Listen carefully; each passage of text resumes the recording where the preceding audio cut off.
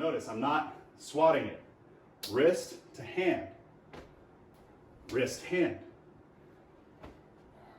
wrist, hand, right? So here. All right, guys, coming at you again and adding to our blocking series. So another fun little thing to get used to that usually is a bit of a challenge for people when they first start is our catch blocks. And so what a catch block looks like is when he throws a punch of whatever kind, I block it and then I catch it, which I can then turn into a leverage or whatever it may be, whether it's that or, you know, the other arm, and I can turn it into a leverage, or if it's off of an out block, right? I can bring it in, kick them, or the other way, out, hit them, right? It's a good setup. It's a good way to get control of them. But, you know, what people tend to do when they see a catch block is when they try to do it, they try to catch with their hand. Like it's something out of some kind of crazy martial art movie.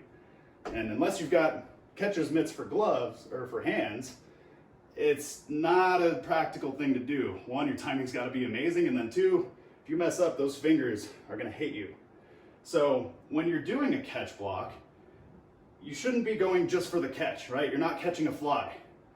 You should be starting with the impact of the wrist. So this is where we get to make circular motions, right? And they don't have to be big circular motions like this, although it's good to practice those just so you can get kind of the mechanics of the movement.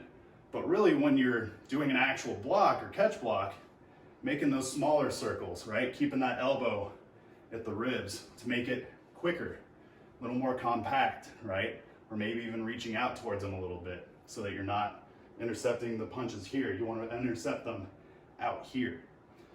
But a good starting point to just get familiar with it, because when I'm doing this, like I was saying, when he throws that punch, I want to block with the arm or wrist and then work it to my hand. And then that way I can go over and I can get that leverage, whatever it may be. So when I do this, a good starting point, just to get the mechanics of it and get the feel for it, is I want Dylan here to put out his arm and have dynamic tension, right? I don't want him to be loose, because if he's loose and I try to do something, then his arm's gonna flop all over the place, and that's not very realistic. But at the same time, I don't want him to be so stern and tight to where I can't do anything with him. So I just want him to have dynamic tension. So just almost a little flex of the muscles to where there's resistance, right? So there's a couple ways I can do this. I'll start with the inside catch block, or the catch and cross block, right? So again, when I do this, I want to start from my wrist, not too high up on my forearm, but kind of wrist, or right below. And then from there, I want to start to kind of push his hand down. And then by the time I reach the bottom of my circle, I should be able to wrap my hand down to make that catch. So it starts from here, and then I slide it to my hand. So it starts from here, and I slide. You know, without the circular movement, I'm just going here. And a little puppy dog grab, right? I don't need to get my thumb involved, because again, that puts my thumb in a bad spot. So when I'm going from the arm and I slide it to my hand, right? Arm to hand. So I'm just starting it here and down. And I want that in a bit of a circular motion, right? So I get to practice that. So I want to block at the top, catch at the bottom. Block, catch, block, catch. And the same thing with my out blocks. Out and down. And so this time the difference is, by the time I get to the bottom, I'm turning my arm.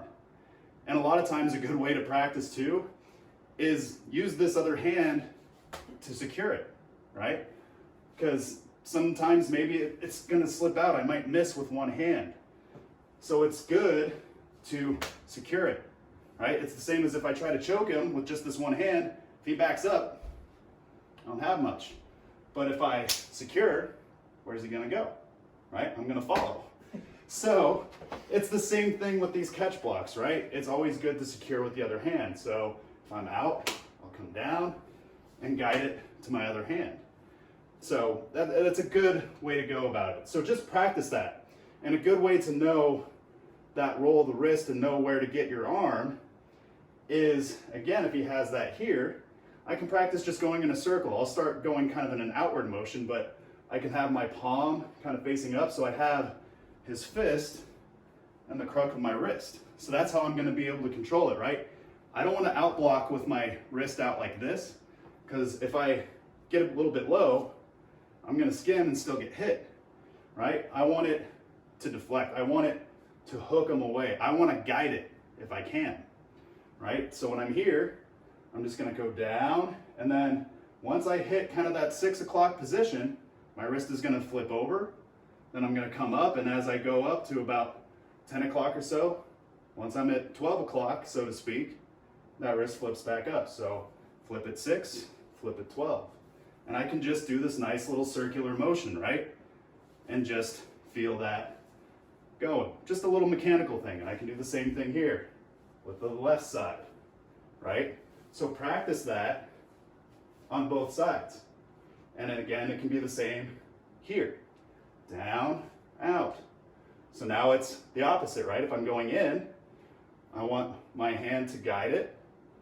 And then at the bottom, I flip it out, palm to the floor, up, palm to the floor. So I'm just doing this nice little circle.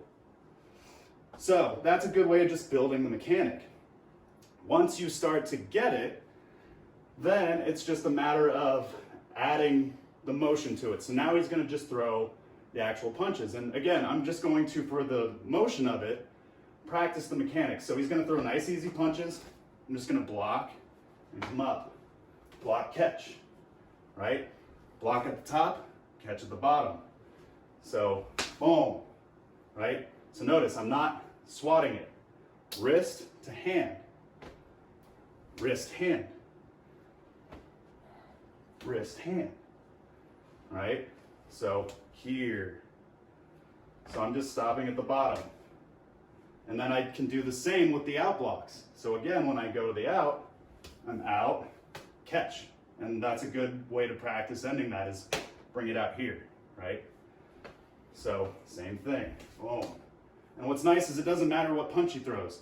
He's just gonna throw a few rights, and I can change it up between my right and my left, my out and my cross. So when he throws that, right, I can do a right catch block going across, a left catch block going across. I can do my out block. I can do my out block on the other side, right? And sometimes you'll miss, but that's where it's a good little catch, right? And if you miss the catch, so what? You blocked it. Follow up, right? Because we're not all perfect. So it's good to miss sometimes. It gives you a nice little reality check. And so once you get that, turn it into leverages, turn it into a transition, and then add footwork to it. So now same thing. When he throws it, I'm gonna step out, give myself a chance, right? And again, I can feel if I've got it here, but we can get into that another time. Here, right? Especially on those out blocks. I wanna step out a little bit, out. And what's nice about these blocks is when you get them, notice what happens to them after that? Regardless, even when I'm doing a straight cross block, I should be moving his shoulders in some way, right? If he throws this guy, well, I should be hitting it enough to where those shoulders are turning. Or, right, if it's a straight in, boom, to where now his face is coming towards me. I should be in some way manipulating his body, unless of course I'm behind, and it's just a deflection. But if I can get a true block off, either way, I want to start my manipulation of him. And these catch blocks are great for that, right? If I catch block across, I can bring that head down and smack him, right? Or I can just pull. Either way, same with this other one. If I'm off to the outside, boom, I can bring him into my strike. Same with my out blocks. Right? I can bring him off his center. I can give a little pull. So hopefully these are nice and easy for you guys to kind of digest and get a little sense of what these catch blocks are like. If you have any trouble with these, again, ask any questions and comments or anything like that. But again, this is something you can practice even by yourself. It may be a little harder though, because the easiest thing with these techniques obviously is to have a body, some real life feedback. The air doesn't give you that sometimes, but once you've got that, right, you can just practice with that block and flipping the wrist and give that little puppy dog grab, right, without the thumb. Just grabbing here, boom, boom, or, you know, coming out and down, out and down. So you can practice these without the foot movement. You can just practice here, or add foot movement, add foot movement, add foot movement, add foot movement. So again, start simple and then build your way up to make it a little more complex, a little more complex. Before you know it, all those different levels will be a little bit smoother. So again, practice as much as you can. Hopefully this was helpful, and we'll see you guys in the next video.